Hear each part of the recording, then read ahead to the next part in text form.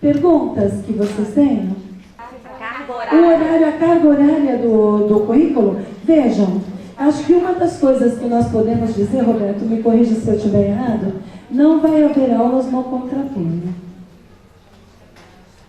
Haverá mudanças, haverá reorganização, pode acontecer algum ajuste, mas não é que você vai precisar trazer seu filho, por exemplo, de manhã, ir para casa almoçar e voltar à tarde. Isso é uma decisão tomada. Então, qualquer expansão que haja, ela será uma expansão mínima necessária, mas de uma maneira que seja possível para as famílias. Nada disso em relação a horário, de que jeito, está já decidido. Nós estamos, na verdade, essa semana eu vim para que nós possamos discutir, eu vou assessorar a escola nesse processo de implantação, de implementação do currículo bilíngue, baseado nas experiências que eu tenho das outras escolas, porque eu faço isso quase no Brasil inteiro, né? Por conta de ser o Singularidades um centro de referência nisso. E são poucos os especialistas nessa área que nós temos no Brasil. Então, fiquem tranquilos em relação ao horário. Nós estamos tendo esse cuidado de não criar uma rotina de um mundo que não foi esse que vocês escolheram para a educação do filho de vocês. A pergunta é, todo dia tem que ter inglês? É importante que sim. Quanto maior o contato, mais rápido se vê o resultado. O resultado também precisa ter calma, né? Ninguém vira bailarina com uma aula, uma semana, um mês de aula de balé. Demora. E quando vocês perguntam lá em casa, o que teve no inglês hoje? Ele vai dizer, não teve nada não, a gente só brincou. Aí procurei saber o que é que tinha nessa brincadeira, que brincadeira foi essa, qual era o conteúdo pedagógico que inspirou essa escolha lúdica para aquela turma. Mas, de fato, quanto mais tempo, melhor. Eles terão algum contato com o inglês todos os dias, talvez maior um dia, um pouquinho menor no outro, mas sim, nós estamos cuidando para que haja inglês todos os dias. O professor que vai dar as aulas de ciências, matemática, português, na segunda língua, esse professor ele é especialista em quê? Em inglês? Ou ele tem que ser bilíngue? Ele tem que ser especialista em ciências ou matemática e em inglês? Sim, ótima pergunta. Eu vou te responder para o ensino fundamental 1, que é onde vocês estão agora e é o foco dessa nossa conversa de hoje. O pedagogo que leciona em português, ele não é professor de português, nem de matemática, nem de história, nem de geografia e ciências. E ele faz isso da melhor forma. O professor que leciona em inglês precisa ter recursos de uma formação em linguagem, mesmo que ele não seja formado em letras, e isso é algo que é o cenário do Brasil. Nós estamos verificando qual é a exigência local de formação em Minas, mais especificamente em Belo Horizonte. E esse professor, embora precise de conhecimento sobre linguagem, e eu não estou falando de língua, proficiência em língua é assim, pré-requisito. Ele também precisa ter um conhecimento que vem da pedagogia. Lidar com criança, ensinar criança, não basta saber inglês. Não é? Não basta ser formado em letras. E esse é um dos nossos grandes desafios, é a formação, e esse é um cuidado que a escola tem, a formação inicial, continuada desse professor, e essa necessidade de que, além de ser capaz de ensinar ciências, matemática, história, geografia em inglês, ele saiba lidar com uma criança de primeiro ano ou de quinto, e isso é muito diferente, tá bem? Mas existe uma exigência legal que, pelo parâmetro nacional, é uma formação em pedagogia, mas o município tem o direito de fazer uma lei a partir dessa, e é isso que nós estamos cuidando para verificar quem são os profissionais que vão trabalhar, mas é nesse perfil. Só aproveitar a oportunidade, Aí entra o que eu dizia agora há pouco, né? A organização, por exemplo, uma estrutura e uma organização. Aí o colégio, a escola, ela se organiza de forma que ela tenha a professora regente em trabalho parceiro com essa pessoa. Então, às vezes, até a sensação que uma professora regente poderia ter, é dizer assim, poxa, mas eu não sou formado em inglês, eu não domino inglês. Na verdade, a consciência que nós estamos tendo cada vez mais que é o inverso. O desafio maior é dessa outra pessoa, que ela deve estar rotineiramente, em paralelo, trabalhando aqueles conceitos que ela estuda em português e trabalhando em inglês aqueles conceitos também. Essa sintonia ela é fundamental, é essencial, né? E a gente não abre mão de que ela aconteça também. Tá? Aí que eu digo para vocês, nós estamos no processo de organização ainda. Né? Hoje a ideia é dizer o que é educação bilíngue. Aí, à medida que as nossas análises, as nossas ações, as nossas tomadas de decisões forem acontecendo, a gente vai informando para vocês no que diz respeito ao horário. Eu citei um exemplo agora há pouco, tá? Então, assim, fiquem tranquilos que no que diz respeito à organização isso vai acontecer. Vai haver uma reorganização das turmas que considerem o nível de conhecimento em inglês das crianças? Por nivelamento de proficiência, não. A educação bilíngue não parte desse pressuposto. A educação bilíngue parte do pressuposto que o pouco que eu sei com aquilo que você sabe, você aprende, eu aprendo também. O foco não está no aprendizado da língua exclusivamente, mas dos conteúdos. O conteúdo é novo para todos. O que acontece é que algumas crianças, porque talvez já tenham um histórico de contato com o inglês fora da escola, tenham mais facilidade com algumas coisas. Há estratégias para aproveitar essas crianças e o que elas são capazes de fazer e auxiliar as crianças que têm menor repertório para que elas cresçam também. Então, o crescimento é para todos, mas o nivelamento não é um pressuposto da educação bilíngue. Quando a gente fala em diversidade, ela é diversidade linguística também.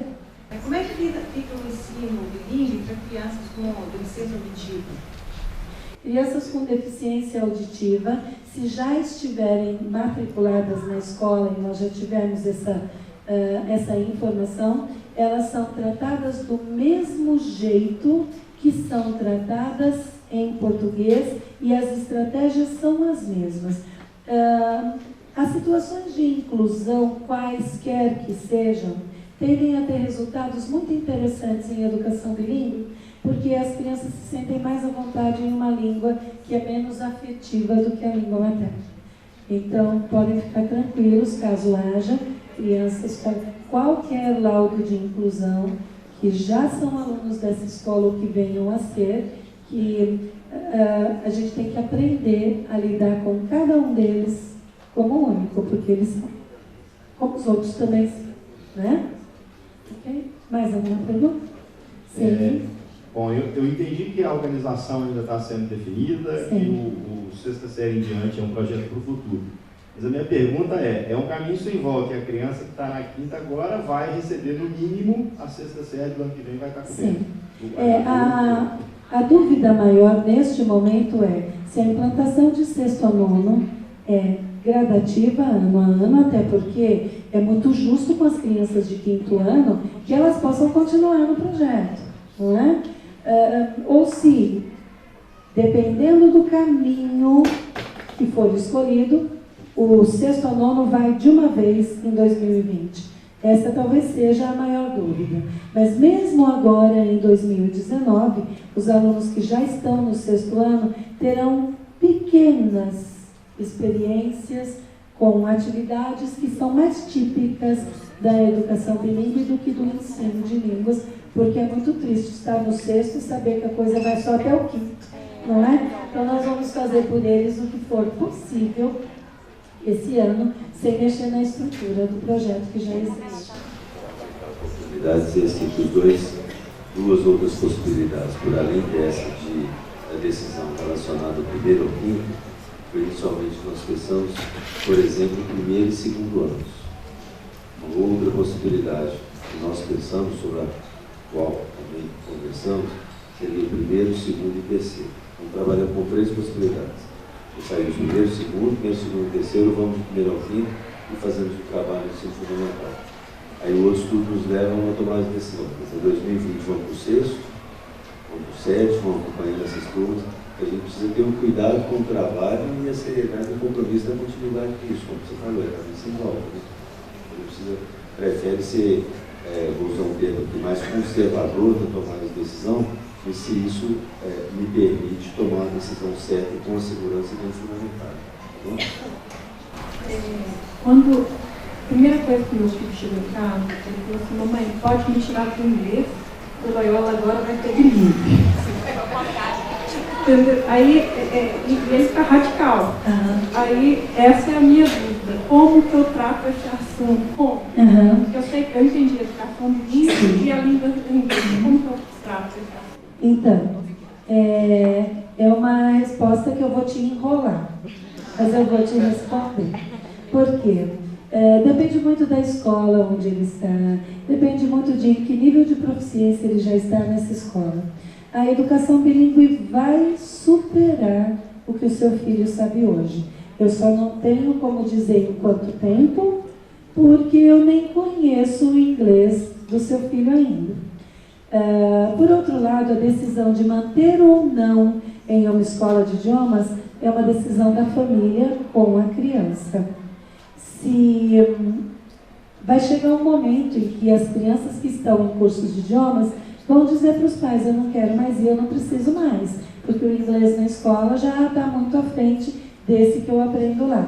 Claro que ele pode fazer uma reclassificação na escola de língua e para um estágio mais lá na frente, mas a educação bilíngue tem a obrigação de superar o que a melhor escola de línguas do país pode fazer pelas crianças. E vocês têm escolas de línguas aqui em Belo Horizonte excelentes, referência como educação, como ensino de língua. Vocês têm escolas de língua que são referências como escolas de língua para crianças do país inteiro e que tem unidades aqui. Não é quem não colocou, não coloque filho em escola de idiomas, porque nós temos essa condição de levá-los à fluência e proficiência junto com o repertório acadêmico. Quem já tem seus filhos em escolas de idiomas é uma decisão, por isso que eu disse que eu ia te enrolar. É uma decisão da família com a criança, porque se ele insistir, eu não quero ir, vai dar errado de qualquer jeito. Eu acho que vale a pena negociar um período de, se a família quer que ele continue, vamos fazer uma experiência 6 meses e depois nós conversamos sobre isso? É um caminho. Mas essa resposta é uma resposta do politicamente correto, porque como especialista em língua, a escola de línguas existe porque a escola regular nunca formou bilíngues. Simples assim, não é?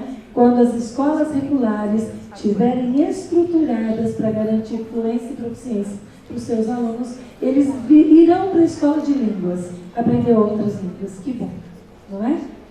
Você começou a falar anteriormente se haveria uma divisão de crianças por nível. Todas as crianças serão educadas na bilíngue durante esse período. Não vai ter nem quem queira e quem não queira. Não. Né? Isso é importante. A educação bilíngue, ela é, por princípio, para todos. E é claro que haverá crianças que gostarão mais do inglês, assim como há outras que gostam mais da matemática, ou da ciência, ou da arte, ou da educação física. Isso é muito das habilidades pessoais de cada criança e dos interesses de cada criança. Mas o compromisso de oferecer a oportunidade é para todos. O filho vai começar agora, no primeiro ano. Sim. É interessante comunicar que a escola vai ser bilíngue, porque com um pouco de receio dele ter um pouquinho de medo. O receio é dele ou é teu? Meu. Então tá, então pode falar. Mas não fala desse jeito, tá? Fala pra ele assim, que legal que a sua escola vai ser bilíngue. Ele já está achando um pouquinho ruim sair da escolinha que ele está. E eu faço questão que ele venha para o maior. Então, eu queria ter uma orientação. Comunica ou deixa entrar? Nem fala nada, deixa acontecer. Se ele está feliz porque ele veio para o Loyola, o restante a gente cuida. Porque às vezes as nossas inseguranças causam inseguranças que as crianças ainda não têm e nós podemos gerar. Por isso que eu te perguntei. Se o receio é teu, não fale nada, deixa assim. Tá bom? E qual que é o impacto no material didático? No material didático, eu não sei se eu vou tentar te responder, não sei se eu entendi a sua pergunta. No material didático de ensino fundamental 1, então, não havia material para o inglês, porque não era um componente curricular. Esse material será acrescentado ao inglês por 2 caminhos. O material da International School, que é uma empresa que apresenta para as escolas um sistema de educação bilíngue com materiais didáticos. Eles têm, na verdade, um programa bilíngue, que é esse material didático, e que nós vamos transformar em algo curricular. Ao ser transformado em curricular, ele será enriquecido com algumas outras coisas que nós acreditamos que, para as expectativas curriculares do Loyola, não estão ainda no material e, portanto, nós vamos acrescentar. Então, as crianças terão, sim, um material em inglês fornecido pela International School e complementado com algumas escolhas que nós faremos junto com a equipe toda educativa. Tá bem? Como que fica a gramática do inglês? Isso também é abordado ou os assuntos são apenas matemática, ciência, história? Ou há uma abordagem também para a gramática do inglês? Você estudou com gramática, né? Então, funciona assim. Claro que a gramática está muito presente, muito clara para o professor. Mas, por exemplo, se eu tiver uma prática de esportes, naquela prática de esportes eu não preciso nunca mais trabalhar imperativo, porque ele aprende imperativo ali. Numa aula de ciências, que eu levanto hipóteses e eu coloco os if clauses lá na aula de ciências, ele aprende a gramática ali. Ela está. Ela só não é aquela aula, hoje nós vamos aprender o present perfect. Prestem atenção que é difícil. Isso não tem. Tá bom? Mas está no currículo, tanto que o Common European Framework, aquela matriz que eu mostrei, que organiza os exames de Cambridge, que organiza os exames de TOEFL, ela é a nossa matriz de progresso linguístico. Só que nós não damos para as nossas aulas nomes de aulas de gramática. Então, muitas vezes, a criança já sabe e ela não aprende, por exemplo, o passado. Você nunca ensinou passado para o seu filho ou para a sua filha em português. E ela contava histórias. Então, nós vamos ensinar passado com conto de fadas, porque depois do Era Uma Vez está tudo no passado. E eles aprendem com essa naturalidade. Mas o professor sabe que ali ele tem um foco em estruturas de passado. Tudo bem? Pois não? Eu tenho um inglês básico e eu acompanho o para casa com os meninos. Uhum. Como será isso? O para casa? Reza. Eles vão te ensinar o que você não sabe. O para casa é dele. Isso. O para Pode casa deixar é que ele dele. vai te ensinar, mas o para casa é dele. Exatamente. Os seus filhos vão levar livros para ler, histórias para ler, tarefas para fazer. E tá tudo bem dizer, meu amor, a mamãe também não sabe. Pergunta lá para a sua professora. Vamos pesquisar no Google, ver o que isso quer dizer. Tem jeito para tudo. Fiquem tranquilos. A família não tem que ser bilíngue, até porque, se fosse, talvez a criança também já seria. Tudo bem? Eu gostaria de saber com relação ao professor que vai dar a educação bilíngue. Sim. Se vai ser o caso de ter 2 professores na sala de aula, ou um professor, vamos supor, que tenha um professor, 1 hora por dia de educação bilíngue. Então você vai ter que naquela grade, né? Você vai ter um dia português, matemática, educação física. Se esse professor vai ser um professor de educação bilíngue que vai acompanhar tudo. Entendo. Talvez eles não estejam todo o tempo em 2 professores, mas sim, o professor que leciona em inglês não é o professor que leciona em português. Então, durante este tempo que será conduzido em inglês, haverá ali uma troca de professor responsável pela turma naquele momento. Pode ser que em alguns momentos estejam os 2, porque o planejamento todo é feito pelos 2 professores em conjunto. Então pode acontecer que nesse momento a aula é em inglês e eu dou a aula e você é regente em português e por acaso você fica na sala até para acompanhar o que está acontecendo. Isso não acontecerá sempre, pode acontecer em alguns momentos. Mas são 2 professores, cada um leciona em uma língua de instrução. Só um minuto aí. Vou aproveitar um minutinho. Novamente, aí eu entro com o diálogo sobre a organização a partir da pergunta que você fez. Quer dizer, estamos no processo dessa organização que visa permitir que essa experiência aconteça. A forma como vai acontecer é uma decisão em curso, envolve pessoas, tempo, espaço, uma nova experiência para o aluno ter 2 pessoas, e podemos ter essa oportunidade em meio a atividades como projetos ou algumas atividades estrategicamente escolhidas para que a experiência seja enriquecida com a presença dos 2 professores ali. Mas até isso para o aluno é uma novidade, ter 2 pessoas ali dentro do ambiente. É isso que eu estava dizendo, isso aí é a equipe pedagógica, eu junto com a equipe pedagógica estamos organizando e ao longo de 2019, gente, uma experiência que para nós, eu comecei a dizer na minha fala hoje, que é um desafio. Então, o ano de 2019 é um ano de acompanhamento mesmo sistemático, né, com absoluta responsabilidade. Nós temos mais uma pergunta aqui. Quando a gente começa a inserir o estudo de língua e de espanhol agora, tudo bem. Quando você já tiver com isso 2, 3 anos, e tem alguém de outra escola, que não é uma escola bilíngue, como é que o Loyola vai tratar isso? Da mesma forma que nós tratamos a diversidade de níveis de proficiência que já existem. A criança que chega, depende de em que momento do currículo ela chega. Se ela chega na educação infantil, ela não precisa de nada em uma escola bilíngue. Se ela chega no 1º ano, também está tudo bem. Do 2º ano em diante, ela vai precisando de um projeto de apoio.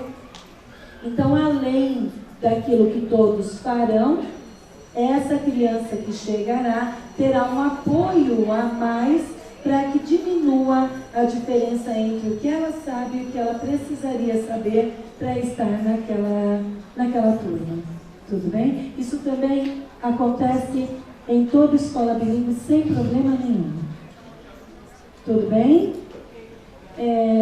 Eu lamento não poder ficar mais, responder mais perguntas, mas o piloto não vai me esperar. E eu preciso ir embora hoje. Fizemos aqui uma jornada intensa de reuniões e planejamentos, já temos a próxima marcada, fora os nossos Skypes e sinais de fumaça. Mas, enfim, dúvidas que vocês tenham, entrem em contato com o Roberto. E nós vamos conversando, e daqui a um mês vocês terão muito mais clareza de que essa será, com certeza, uma grande escolha para a vida acadêmica dessas crianças. Tá bem? Muito obrigada e até breve. Obrigada.